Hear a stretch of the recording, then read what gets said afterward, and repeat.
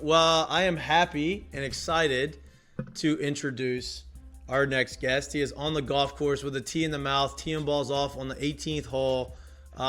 So gracious with his time. Number 8 for the LSU baseball team. He announced he is coming back. Gavin Dugas. Gavin, bro, thank you for coming back on the show. Or thank you for coming on the show. Thanks for coming back to LSU, too. Absolutely, guys. I'm excited to be back. How's the golf course treating you right now? Oh, you're in the golf cart now. Oh, golf never treats me well. I just do it for the fun and hang out with the boys. No, you look good. Swing looks okay. It's not bad. Got a little hook. Hey, look, baseball swing. Listen, I'm in the process now of fixing my golf swing, getting the baseball out of it. It's all part of it. It'll come. It'll figure it out. But let's get back. Let's get to the meat and potatoes of this interview. That's what I want. We really want to know. What went into your decision to come back to LSU? How close were you to signing? And talk to me about a little bit about the draft process. So obviously I'm 22 years old. So if you get the chance to sign and it's a good chance for you, you definitely want to take it. But in my personal situation, I'm a hometown guy. I'm right out of Houma, Louisiana. Baton Rouge isn't too far away, and the opportunity to play for a national championship is really big this year. And I've seen that. I've seen it through the years, and I think this might be the strongest year that we've had for the possibility of that. And it was a no-brainer to make my decision to come back. Pro ball was kind of like an option on the side if it came to be that way. But like I said, it was a no-brainer to even decide to come back. So I'm happy that I am. How did the conversations go with Jay? Did he talk to you about? I mean, because he's come on this show and kind of mentioned you maybe playing third base, maybe a little bit more infield. Were those in the conversation with you when you talking about coming back to school? Absolutely. No, he one of the things he said to me was he wanted to open up my game a lot.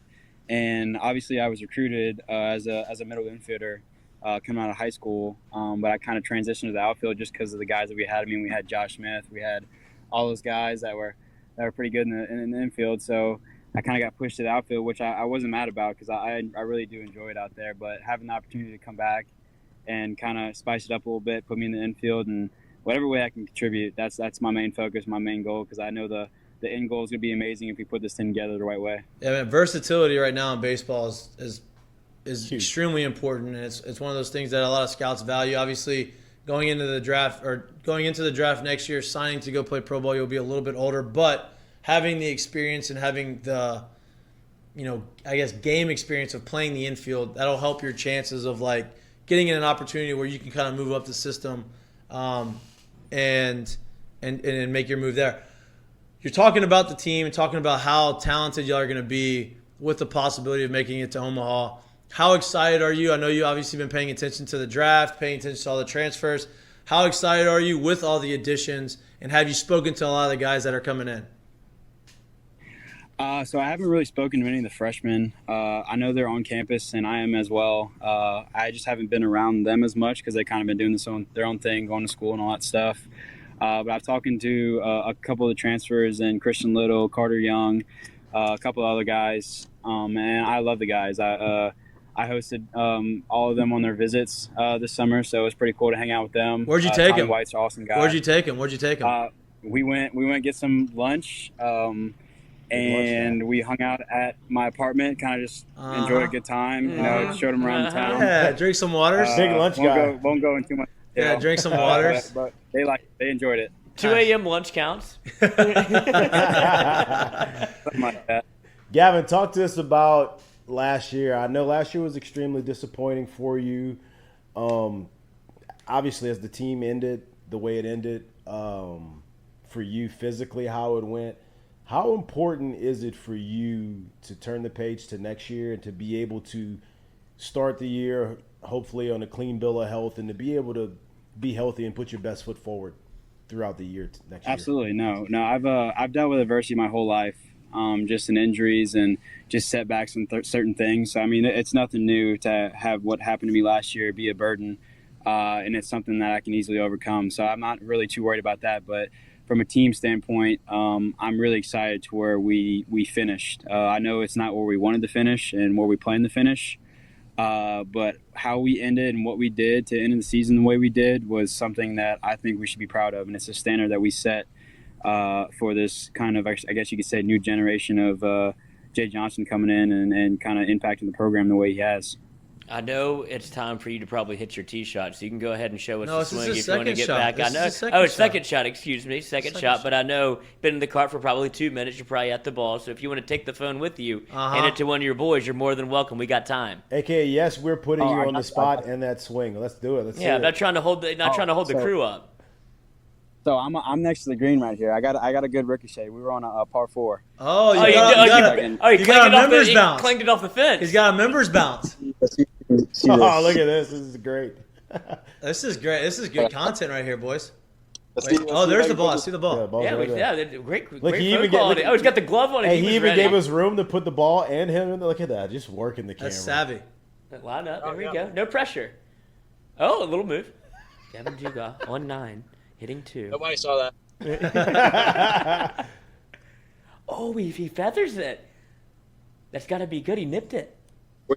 How'd it go? Where is it? Where is it? We got to be 15 feet left, just on the green. We're dancing. We're dancing. Let's go. Let's go. Little foot wedge. Can't beat that. Yeah, we'll take a walk to the green though. Yeah, let's go. Absolutely. This is a nice little play-by-play on 18. Like nice day. Did y'all get rained on? Oh, we got poured on, but that didn't stop the boys. Wow. That kept rolling. That's when you get a couple shower beers, get in there, just to regroup, get a beer, and then do it again. It's just 2 of y'all, right? Y'all kind of zoomed through this thing. You said your tee time was 4:30. Yes, but we kind of got pushed back. We were supposed to go at 4. We started at 4:30, so it kind of helped us out, but we kind of pushed through it. Here, I'll give you a little putt view. There we go. Look at The this. course is in fantastic shape. Look at this, Santa Maria. Pin in. Probably going a little left to right. He didn't even read the bad green. shadow He by didn't the read caddy. the putt. I mean, geez, his shadow's all up in your line. It's all about the camera view, boys. It's all about the camera. Hey, that's good for that. Hey, that's good in my book right there. 2 putt. Hey, we'll take it. Little par. Little par. I'm just gonna call that a gimme. Yeah, take it. That's good. Good by me. Hey, Good. Good in the room. Good. Good. Hey, Absolutely. you're on the golf course. You're 22, so this is not an inappropriate question. What is your drink of choice on the golf course? Are you a beer guy? Are you a seltzer guy? You're a nooner? Fireball. I'm gonna be honest with you. I haven't drank on the golf course in a very long time. Oh, Are you drinking today on the golf course? Growing up, my family, my dad's always been a Bud Light guy, so that's probably something that was kind of instilled in me. Okay, I can respect that. If I had to answer that question, I couldn't tell you the last time I played a round of golf sober. When was the last time you lived your life sober? I'm drinking right now. That's it. When do y'all start getting ramped up with baseball stuff coming right now? Do you have to wait till school starts, or there's things that are you working out around at the facility? I don't know how this works now with compliance. So no baseball related stuff right now with LSU, but we don't start. I think our first team meeting is on the 20th. Is that correct? 20th, yeah. So we're gonna get cranked up then, and we have our first big team meeting. Last year we did it all in one day. I know with Natty in the past years we had a couple of days of meetings, but Jay cranked it out in one day and we crushed it, and then we got right to it. That was my next question: is who has longer meetings, Jay Johnson or Paul Maneri? Who has longer what? Who has longer meetings, Jay Johnson or Paul Maneri? Oh, I mean, I'm gonna have to go with Jay Johnson on the first one of the year because long we crushed meetings? what Maneri. Yes, we crushed what Maneri would have done in a 4-day span and in one day. So it was a good 4 or 5, maybe 6 hours. Who writes out a more detailed itinerary, Jay Johnson or Paul Maneri? I say they're pretty similar. I mean, look, Maneri. There's times where Jay Mitch would fall asleep in the meeting and Maneri would make him stand up. Yeah, that used to happen a couple times. Yeah. That's how long the meetings would happen. Go stand up in the back. That's what he would say. Don't tell anyone about it. It happened. Talk to me, and we've talked a little bit about this off air, just because it meant so much to me when I wore the number 8, and then the fact that that's kind of a tradition that's carried on. What did it mean for you to get that number, and what is it going to mean for you to whenever you are gone from LSU to be able to pass that number down to somebody else? Oh no! Might get a phone call. It's okay. I mean, I was shocked it was working on the golf course the way it was. That was all time. It's good. We got good technology. He'll be back. No doubt. He is back. He's coming. Back? No, but I'm saying he's coming back. Oh, he's coming back. He's coming back. This is good. He's nice and loose on the golf course. I didn't see where the putt ended up. Was it close? Probably oh, he's back. Here we go. You guys got me? My bad. You got a phone call? No, it just disconnected. Did you hear what my question was? So I got the beginning of your question. I didn't get the very end. So I said number 8 has meant a lot to me when I was here, and the fact that they kind of carried that tradition, and it's still going on now. How special was it for you to get that number, and how special is it going to be for you whenever you do move on from LSU to be able to pass it down to somebody else? Oh, it's amazing. It was really hard to put into words when they asked me to kind of make a little statement about it for the first time whenever I received it. As a kid, I mean, looking at you guys just wearing number 8, it was awesome to see. You come to the game and you see the guy walk by with number 8 jersey, and you're like, wow, that's him. Like, there's no other way to put it. Like, that's the dude. That's the guy that everybody looks up to. That's the guy that kind of helps to lead the team in the right direction. And it means a lot to me personally, just because where I've came from and how many games I've watched as a kid. But other than that, no, it's really hard to put into words other than I cherish every moment of it for sure. And being able to wear it for 2 years is definitely something that I will always be able to kind of look back on and say it's a pretty awesome experience. So you're South Louisiana born and bred, right? Like, you went to Homa, Absolutely. You grew up an LSU fan, you've been to LSU games. Jay's bringing in a lot of guys to come in and put you in a position to win a national championship. How important now obviously there's some core guys on the team that are from Louisiana that kind of grew up and bled purple and gold. How important is it to have that type of passion and, knowing the history of LSU? How important is that to have guys like you on the team to be able to bridge the gap between the guys coming in and, hey, this is the tradition, I grew up watching this, and having that passion for the school? I think that's something that never should be overlooked, honestly. There's a different type of want and desire to win for this program for kids that are in the state, compete in the state, and want to come to LSU. I mean, it wasn't even a thought whenever I came on my visit, and I committed to LSU. I committed as soon as we left the parking lot. So just to be able to do that in a sense and know that I have the uniform on that I've always wanted to do my whole life, it creates a different type of, I guess you could say, desire just to compete. Yeah. I mean, it means more. Like, I know that's the SEC thing that people say, but like, it truly does. No matter what you do and who you play for, this is something that you can't beat. So I mean, it's a different type of feel and want for it for sure. Have you graduated? I did. I graduated in May. So now what are you gonna do? Take like ballroom dancing or like ping pong or something? Bowling. As your classes in the fall? No, I'm gonna go a little bit of harder route. Just kind of solidify myself in the real world a little bit. Get a little construction management degree. Nice. Get something good to have on my shoulders if my body kind of stops working with me for baseball. Absolutely. I know y'all are done. I know you're probably shutting it down, trying to get into the car and get out of here. But last question, maybe. Do you have one? He has one. I got one. You have one more. Last 2 questions. Who's the best golfer on the team? You're on the golf course. Who is the best golfer on the team? Because y'all have been challenged by a couple of We have been challenged by we've been challenged by your partner, who you're playing with right now, and Cade Beloso.